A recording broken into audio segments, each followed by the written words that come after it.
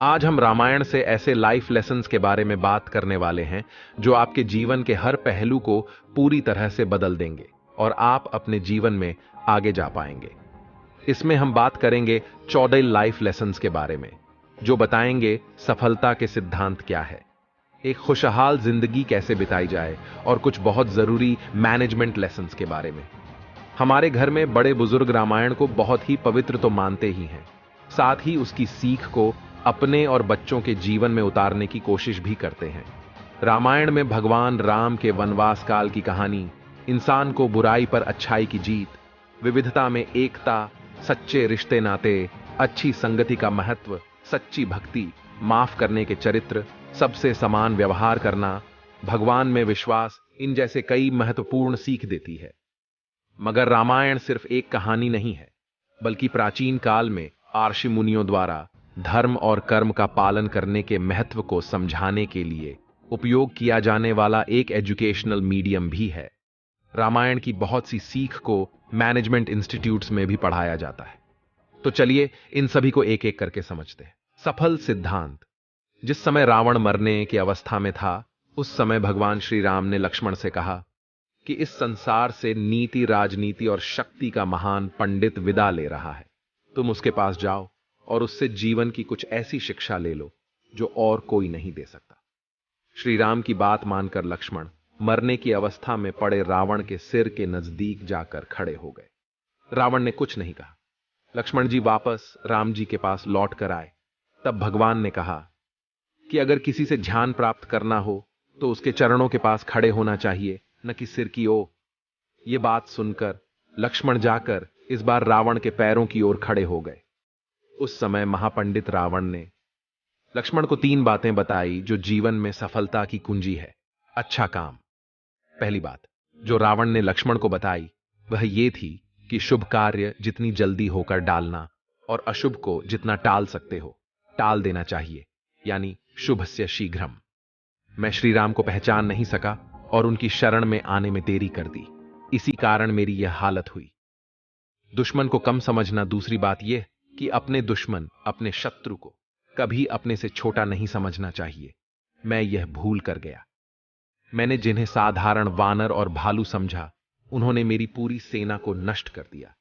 मैंने जब ब्रह्मा जी से अमरता का वरदान मांगा था, तब मनुष्य और वानर के अतिरिक्त कोई मेरा वध न कर सके ऐसा कहा था, क्योंकि मैं मनुष्य और वानर को तुच्छ समझता था। यह मेरी गलती हुई। राज की बातें राज ही रखो। रावण ने लक्ष्मण को तीसरी और अंतिम बात यह बताई कि अपने जीवन का कोई राज हो तो उसे किसी को भी नहीं बताना चाहिए।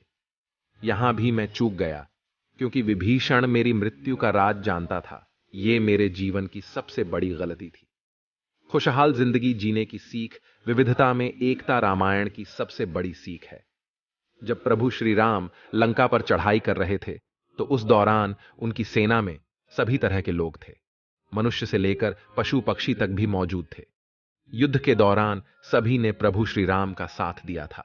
इसके अलावा राजा दशरथ के 4 बेटे थे और सभी के चरित्र अलग अलग, लेकिन उनमें फिर भी एकजुटता थी और यही चीज हर परिवार को दुख के समय से बाहर निकलने में मदद करती है।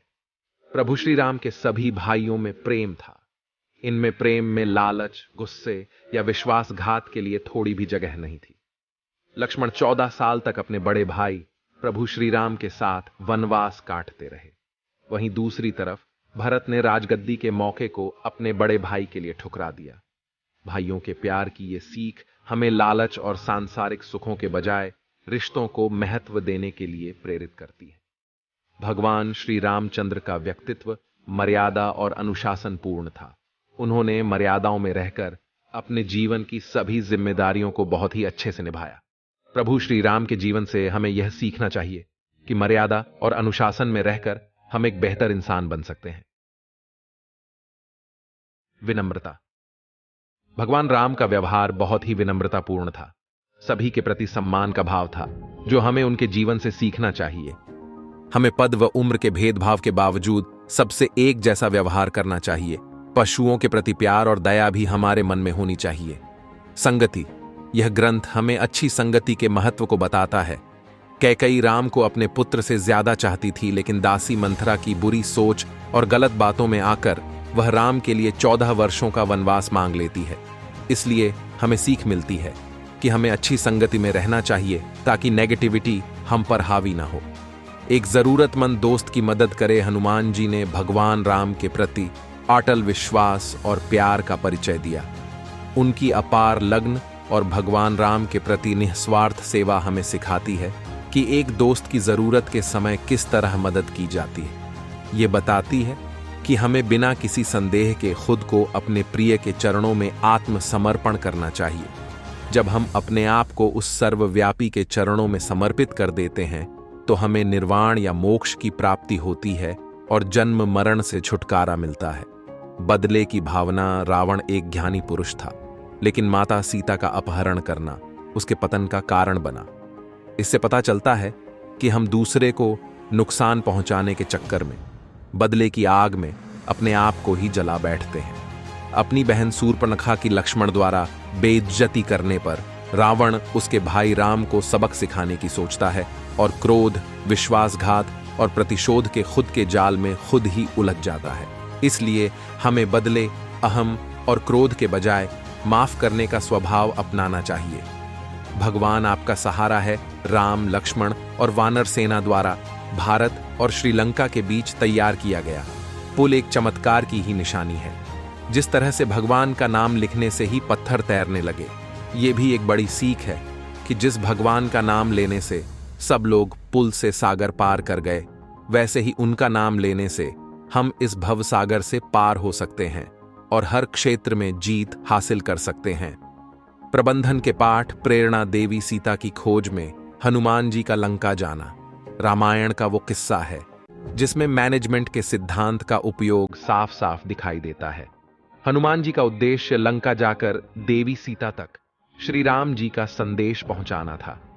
जब इस बात की पुष्टि हो गई थी कि देवी सीता लंका में ही हैं, तब जामवंत जी ने बजरंगबली को उनकी ताकत और शक्तियों का एहसास करा के लंका जाने के लिए प्रेरित किया।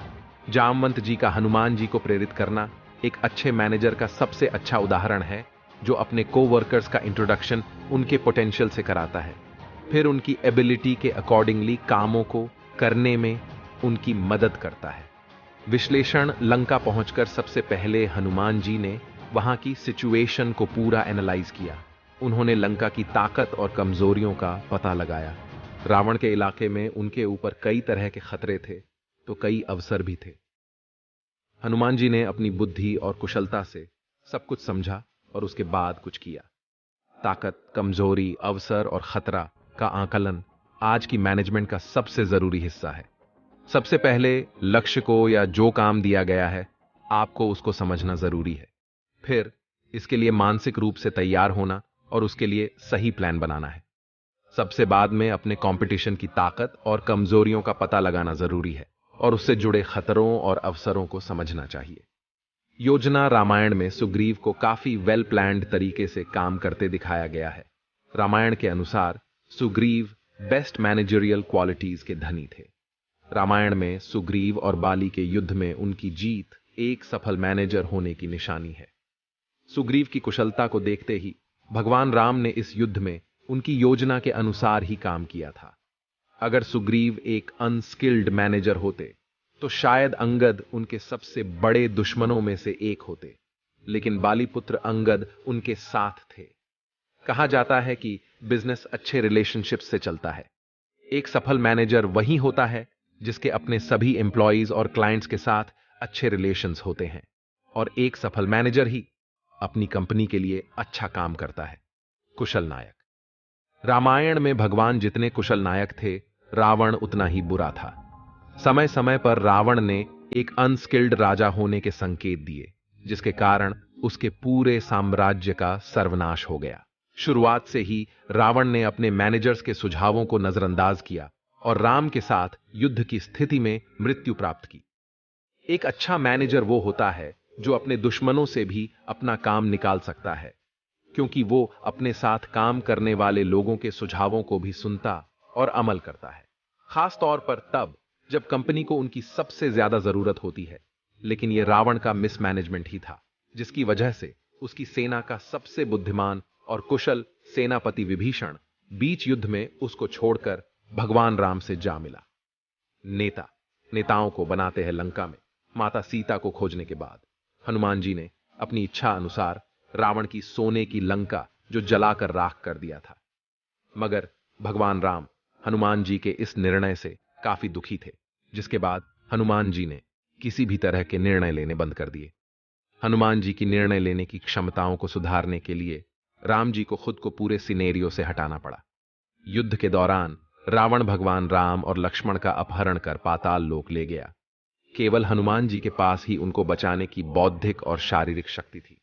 हनुमान जी ही राम लक्ष्मण को दुष्ट रावण के चंगुल से बचाकर लाए और हनुमान जी को अपनी शक्तियों का एहसास हुआ और हनुमान जी एक सफल नायक बन पाए। ठीक इसी तरह कॉर्पोरेट वर्ल्ड में भी एक नेता के सामने ऐसा वक्त आता है जब उसको अपने जैसे कई दूसरे नेताओं तैयार करने होते हैं। इसमें सबसे बड़ा काम होता है अपने आसपास काम करने वालों को अच्छे और सफल निर्णय लेने के लिए प्रेरित करें, ताकि आगे चलकर वो भी एक अच्छे मैनेजर बन पाए। धन्यवाद दोस्तों। मुझे उम्मीद है कि यह स्टोरी आपको पसंद आई होगी।